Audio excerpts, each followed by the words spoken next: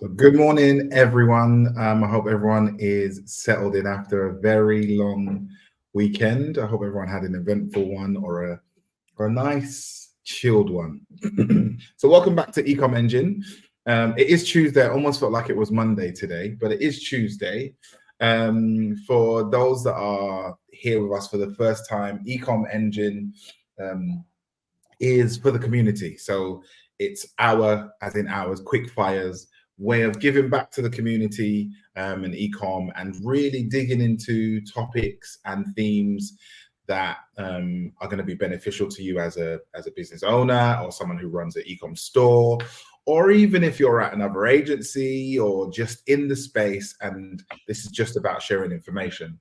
So our last one was we had Spark Layer on, and Rose, our events manager, was coordinating. We spoke about B2B and what that landscape looks like and how it's merging into the B2C the D2C landscape and what that looks like. And so you can grab that on YouTube.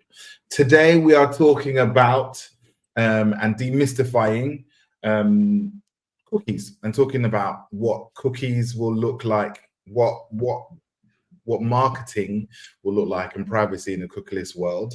As we know, Google almost pulled the plug on third-party cookies a couple months. Well, it was meant to be this month. They decided to push it back, and we really want to have a conversation with some experts about it and talk about what the landscape looks like, really explain it. I think there's some demystifying to do as well to help you guys understand what cookies are, what third-party cookies and how they work. So yeah, like I said, we have an expert here with us today from Salesfire, David Duke. David, how are you? I'm good, thank you. How have I managed to pull the short straw and get cookie deprecation as the expert? We all have our cross to bear. What has happened? Dave, so just give me a quick intro about yourself and then what Salesfire do. Yeah, sure. Myself, I've been in and around the e-commerce or digital marketing sphere probably for about 15 years now. Various different roles and responsibilities. Nowadays, I'm a partner director at Salesfire. Salesfire, for those of you who haven't come across us or have the benefit of using our tools, we're a MarTech suite of products that leverage artificial intelligence to really home in on customer data to drive sales and positive interactions. Amazing, perfect. So let's jump into it. So cookies. What are third-party cookies exactly? What's the best way to kind of explain that? Let's set the scene first of all, because this move towards the deprecation of third-party cookies has been coming for a while, but still a lot of us and a lot of retailers are treating it as if it's just crept up on them yesterday. Right. This has really been happening since GDPR in 2018 and 2020. America followed the European Union's act on that, and really it's been a broad movement of privacy since then. The big players, as in Apple and Google, started making moves in 2018-19, so it really shouldn't be that much of a surprise for us. Right. But then we find ourselves in a really strange period of limbo now, because 22 was supposed to be the move, then it was 24. Now they've kind of suggested that they're moving away from it as a movement and putting something else in place, but that's just unhelpful, I think. So that's where we find it now. But the planning for the deprecation of third-party cookies, because it's still going to have an impact, and it's still going to be something that retailers need to move for. I think it's because it impacts some of the really great personalized marketing products that we were able to leverage previously. I think the attribution on those campaigns and others has really been impacted. That has a knock-on impact on budgets in two ways. First of all, the ad spends will go through the roof a little bit, and they have done. That's because people are fighting over smaller cohorts of data where they wouldn't have been previously, a bit more personalized. But then also, I really feel sorry for digital marketing managers and e-commerce managers that are having to try and prove, justify, and get budgets signed off from finance teams. It must be really impacting those teams as well, I think. Yeah, I completely agree. Just to step back, David, in terms of for anyone who doesn't know what third-party cookies are, what's the best way to explain that? Well, I think the best way is to explain first-party data first. First-party data is where you're actually gathering the data from your platform, your product. It's pretty much your customer already. You've given them a value share, enough reason to transfer data across, and then you can start gathering data. Third party is where it's browser-led or via another piece of tech to start gathering data without your knowledge, really, or in the past it was out your knowledge. Great. Yeah, that's really good. I wanted to kind of set the scene because we are going to talk about the difference between the two and obviously the benefits of each one and where we should be going in the future from like a strategic point of view. So I know you touched this slightly, but what do you think the immediate impacts of that long-term, what do you think the immediate impact is, and then maybe the long-term impact of third-party cookies phase out? Yeah, the immediate is digital marketeers are having to pivot their strategies. They're having to redefine how they justify budgets, redefine where they spend the budgets, and try and work out a new way of attributing or using analytical tools that will actually give them some truth, which is really difficult at the minute. Yeah. And what do you think the long-term impact will look like? I think the long-term impact is that MarTech companies like ourselves will step into the forefront. They'll start providing solutions.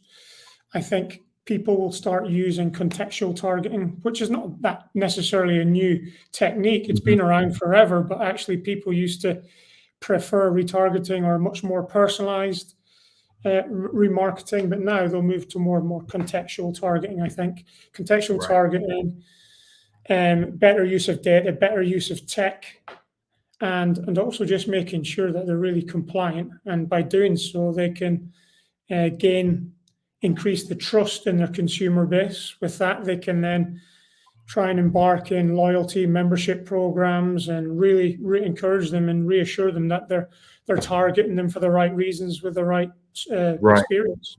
Right. So as we're kind of moving into this kind of new era of the phase out and then into first party, we're in that sort of that funk space, like you said, that limbo space. This period of limbo that we're in.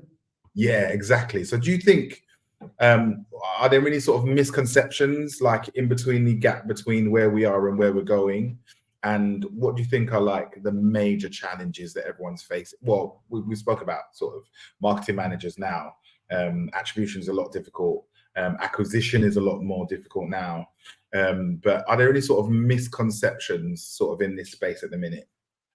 Well, I think a misconception could be that actual Google has changed their mind and they're not moving away from third-party cookie place, because they've made it quite unclear over the last few years. I think the more prudent amongst us all will continue down the route of preparing for strategies that are not going to require third-party cookies. So we're going to have to continue down the route of collecting good data, managing the data well, and then utilizing it in all the different marketing channels that we can. So that's still going to happen, right? Yeah, absolutely. I think utilizing tech to help with some of the attribution problems. I mean, let's be honest, I'd imagine the majority of retailers were doing a pretty crap job of attribution anyway. The larger retailers would have been utilizing some of the free products that would have been in maybe Google Analytics. They might have tried some third-party products. The bigger retailers would have probably invested in some great tech, which give them a better view. Those guys will really feel an impact. Like they'll be running blind for a period until they can work out how to overcome that. And like I said before, I can only imagine how difficult it is going in to get budgets signed off right now, where you're not really sure of the impact or how well some of those campaigns are going. There's a Yeah. little bit of a leap of faith, I think, in I'm going to use this and promise it's going to work. Yeah. So I completely agree. So what's really interesting is again, talking about misconceptions and moving from where we are now to where we're going into this sort of new, for want of a better phrase, cookieless reality. One of the words that gets thrown up a lot and in conversation and almost has for a while become a bit of a buzzword, but has its importance, is first party data. And obviously you explained it beautifully in terms of what that means is collecting customer data on your own terms. That's through your own platforms, that's through your own owned and earned channels. So actually having that relationship with the customer and collecting data or data points on them. But why do you think it's, and again, this is kind of trying to make sure we educate everybody, but why do you think first party data is going to be so crucial in this sort of new phase of third party cookies phasing out? And what advantage? Because we were over reliant on third party data collection in the past to really provide us great levels of personalization, both in marketing and on website performance, website experience. Mm-hmm. Now that that's going to be leaving, we have to make sure that we try and fill that void. So Right. the data collection is really important. First party data collection through transactional information, through behavioral information on websites, email marketing techniques, surveys, loyalty programs, membership, subscriptions, social media, user-generated content. All of that is great data that we're able to collect. But then we just have to make sure that we have the products in place to store, manage, and then take it the full journey. Start using that data to start creating audiences that were similar to what we experienced in the past, to make sure that we continue to offer the consumer a really personalized service. Yeah. So here's the $1 million question then. So where does and how does Salesfire fit into that piece, and how do you guys help retailers sort of in that transition and also collecting some of those data points and pulling it all together? Yeah. So Salesfire, we've been around for over 8 years, and we've got 6 or 7 products in our suite, and we didn't set out to be a product that counted the deprecation of third-party cookies. But what we have done as a tech company is we've pivoted really quickly to make sure that we roll out some really strong user cases for our technology to really help the retailer. So we're helping with the data collection, we're helping with email marketing techniques, we're helping with behavior overlays, and we're encouraging our retailers to really embark on that value exchange to get that unique identifier, be it phone number, be it an email address. Mm-hmm. At that point, we're then becoming the CDP, the content data platform, where we're then we're becoming the management platform of that data. And then we're taking it to the next level when we then start helping the retailer build lots of relevant audiences with our product suite. And then at that point, we've got all the ability to outreach it or to help inject it back into different marketing services as well. That's amazing. So I guess talking through that, what practical steps do you think retailers can take today to prepare for whenever Google decide to like make a definite move into this? They need to assume that it's happened or already happened. Yeah, they just need to start collecting the data. If they're not already, they need to work with a partner like ourselves to start collecting that data. And that data can be not just online, that data could be in-store data, social media data. So we're able to insert that back into that customer data platform. And that customer data platform then just has to then do the work for the retailer at that point and then start creating the opportunity to have those audiences, And some analytics issues. There's tech out there as well. I mean, we've got quite a bit of attribution and analytics within Salesfire, but a product that I really like at the minute, and they're going to be speaking at our annual summit in September, is a company called Store Hero. Okay. Yep.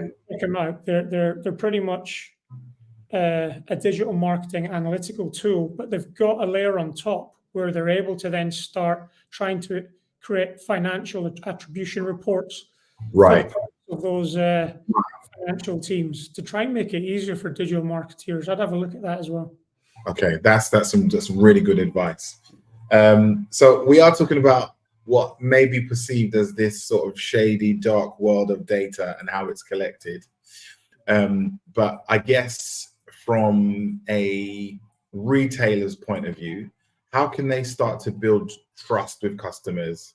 Obviously collecting a lot of data and a lot more from different touch points, and like you said, behavioral data and how that all sort of pieces. Yeah, so I hope that a lot of the retailers would have been on this journey of compliance and trust and privacy anyway. We did a lot of work in 2018 and 19, and granted, people were slow to the party, but eventually people tried to catch up. So I think this just enhances the opportunity to gain trust with the compliance. And you're able to reassure that the consumers that you really are using and gathering their data for the best purposes of the consumer. I think trying to create kind of like memberships or loyalty programs is just another way of reassuring them that actually I'm going to gather this data and we're going to track your transactional data, your behavioral data. We're going to make sure we reward you for being a long-term customer. I'm going to reward you with products that we know that you need. I love that. So, and it's something I definitely wanted to have a conversation around is the transparency around what and how that data is going to be used, and sort of being very upfront with the customers in terms of, we are having a transactional relationship. You are giving me this data, but I am going exactly that. So with all the privacy policies, that has to be kept up to date. But from a front end perspective, you're making it clear when you're collecting that data. That data exchange is because you're giving them a discount code, you're giving them a free product, or you're giving them access to something that is going to be beneficial to them as a customer for you in the long term. Right. And then you've really got the opportunity to double down on that with loyalty, membership programs, subscription programs. So again, I think a really good segue is really talking about strategies in collecting data. And I know you've mentioned loyalty and subscription again, which have seen in the last surveys, profiling, all of that. You can do that, all of that through your marketing techniques, your email marketing. You can have that within your private logged in areas. And trying to keep customers logged in is a real important tactic as well, if you can. That single sign on or that it would really help. Right. Yeah, absolutely. So yeah, again, just for strategies and retailers and marketing managers, one of the two of those big buzzwords have been around subscription and loyalty.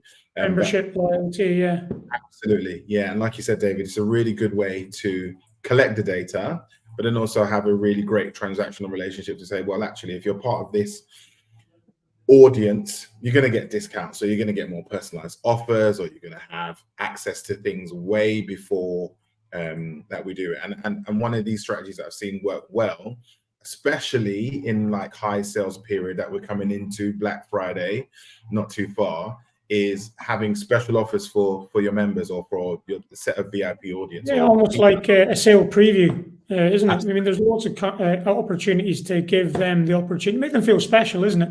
Give them ahead of the rest of the audience, get a chance to get the sizes before all the sizes are gone. Exactly. And for brands that might not particularly like to follow the trend in sort of that big mass sell over that period, you could just be doing something specific to a particular audience where you give them. And I think some of these tactics, Ricardo, aren't necessarily new tactics, but it's just the focus of them are. So we've probably been trying to get customers to be stickier or better retention anyway. Right. I work with a food manufacturer where, as a subscriber, you get first taste or first view of any new meals that are coming down the pipeline. Now, that just keeps them engaged. It makes them feel special. It's a reason to stay as a subscriber. It's a reason to not drop off or to become like a one-time customer, you know? Yeah, I completely And for agree. a business, subscriptions or member customers allow you to have a level of predictability for revenue in the future as well. I completely agree. Yeah, I think to kind of round it off, because I really want to jump into some questions. There's some questions that are coming in. I really want to dig into them. But David, I think you've really given some amazing insights around the importance right now to be collecting data and not waiting for some of those bigger players, i.e. Google, to set a date or a time. The bigger players have set out their intent and they're committed to it. The only reason it hasn't gone any further is because they've got, I imagine that they're having bigger conversations behind the scenes from people around compliance or competition. Because remember, the biggest benefactors of all of this is the big players like Amazon, Google, and Facebook. They have so much data already at their fingertips that they're actually able to continue as they were. It's the other smaller players that have really been impacted. And so there'll be certain pressures around that, as in why they've not rolled it out. But they're just said they're going to find a different way of doing it, really. Right. So it's happening. So again, yeah, exactly that. So again, it's important right now, if you're a retailer or a marketing manager, to be finding ways and strategies to collect data from your customers now. So whether that's for loyalty, data collection, data management, and then what are you going to do with it after that point? Absolutely. And then also partnering with platforms like yourselves that actually can aggregate that data, pull out some insights, and then allow someone to then go and do something from a marketing point of view. Yeah, exactly. Whether that be email, SMS, it can feed back into your paid search campaigns. It really can allow you to get back to that level of personalization that we once enjoyed, but with a comfort of knowing that you're probably far more accurate than you were before. Right. Exactly that. Yeah, and I think that's the beauty of it. It's almost full circle, right? It's almost going back to going into, I don't know, I'm going to show my age here, so apologies. Going into somewhere I don't think you have to worry with me. Debenhams, and having like a personal experience where someone can direct you in different places and kind of help you on your sales journey. And it's almost full circle. It's actually, we're collecting this data to be better for our customer, to allow them to have better experience on site, better experience off site, better experience in our communication. So it's quite interesting to see that sort of full circle shift on that. Yeah, it's much more of a white glove service to the customer, isn't it? Than just chucking ads at data, basically. And that's where I think the value is. And that's, again, another buzzword, another sort of dirty e-com word is average order value. And that's where it makes a difference when you're actually personalizing your experience and kind of leading the customer into recommendations. Yeah, average order value, lifetime value, retention. I mean, if you do it properly, those strategies help all of those, and they're valuable to the marketeer, aren't they? Absolutely. Absolutely. David, I want to jump into some questions because we got some good ones. Okay. This is a really good one. So are there any legal or ethical considerations that retailers should be aware of when collecting and using first-party data? No different to what they should have already been prepared for over the last 3 or 4 years. So explicit consent and all the rules around GDPR about giving the customer the right to be removed and so on are still have always been there. This doesn't change. We just need to make sure that we continue to follow that and be transparent about when and why we're collecting the data, and make sure that we're giving the consumer the opportunity not to have to, or not to engage without their authority or knowing, I suppose. Right. Right. So another question is, what are some innovative ways that retailers are using first-party data to personalize the customer journey and drive conversions? So, with Salesfire in mind, we have some products. When some of our products are around product recommendations when a customer lands on the site. Right. It could be to do with an intelligent site search, or it could do with email marketing campaigns where you're providing them with the right product embedded within that campaign. Mm-hmm. And so there are three examples of where you're going to create an audience and make sure that you're pushing them the information or the product or the data or the discount or whatever it might be back to them as most relevant as possible. I like that. I like that a lot. How can retailers use first-party data to optimize their advertising spend on platforms like Meta? Yeah, so Meta and Google's quite expensive, hasn't it? And it's come at a time when there's so much automation within the likes of AdWords and Google. So that automation really requires good data to be fed back in. Now, Google tried to create it so that you were almost looking to fill cohorts. Mm-hmm. That kind of strategy still exists, but where do they get that cohort data from now? Granted, they'll be tracking and inserting some of their, what they think or what they believe is the right amount of behavioral cohort data, but actually we can do the same. So with Salesfire, we fire out some of that data via APIs or via CSV exports. So we can create those audiences and fire them back into campaigns, much like we would have done back in the day with email marketing campaigns, where we would have taken an audience from Google and put it into social media or email or vice versa. So we can still do that with good data. Amazing. So David, I think we've had a really great conversation. I think there's some insights that have definitely been pulled out, some nuggets for retailers, marketing managers, anyone that sits in the space. I think we've definitely helped kind of understand what it means and where we're going.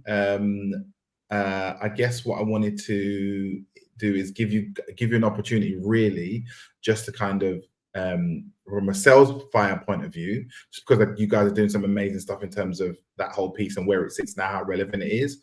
Just have an opportunity to kind of say where you are, how to connect, who to connect with. Yeah, well, first of all, come along to our summit at the Belfry. It's in September the 25th.